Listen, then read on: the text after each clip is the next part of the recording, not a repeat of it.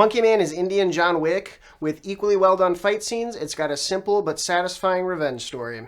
There's an underlying socioeconomic commentary where you have the rich and the powerful and politically connected who commit atrocities against the poor and exploited, and the only thing you can really do is we got to take them out, right? But the good thing is that it doesn't overpower the film. It doesn't overshadow the story.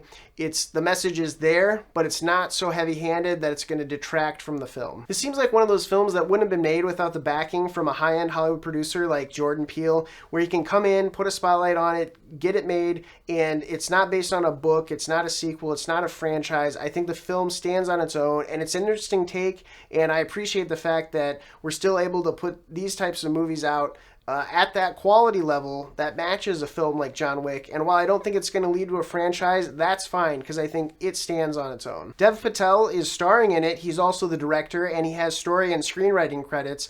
And it's a really, really strong outing for a first film. Action films are very complex, and you have a lot of moving parts behind the scenes. You have all the choreography, obviously, you have all the camera movements, and to keep everything in check, I think it's a huge task to ask. Obviously, he's been acting a long time. Maybe he's directed some short films, and he's obviously been around sets for a long time, as he's been in the industry for quite a while.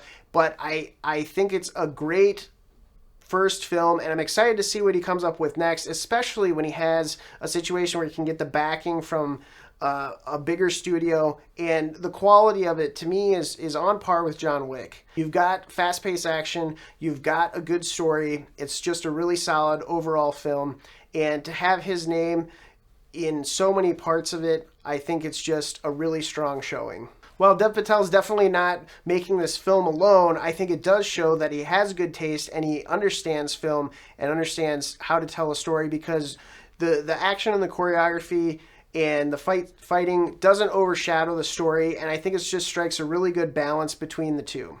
It's got some great costuming going on in it, along with some industrial metal that starts playing and the action kicks up. And for me, it scores a lot of points because I love that genre. I know that might not be music to everyone's taste, but for me, it scored a lot of extra points, and I really loved it because everything came together, from the choreography to the music to how fast-paced the action was. It was pretty great.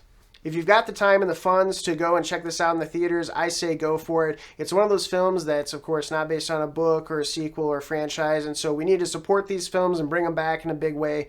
And so if you have the time and the money, I'd say go see it in theaters. If you don't, go see it on streaming. I think it's worthwhile to support a film like this. And while it's not an indie film, I do think it does bring a unique perspective, and I'd like to see more films like this. And so it's such a well-done film, and you can see the effort and the time that was put into it. And I'm excited to see what Dev Patel cooks up next. Like and subscribe if you want to join me in a future video discussing the latest movies so we can get your opinion too.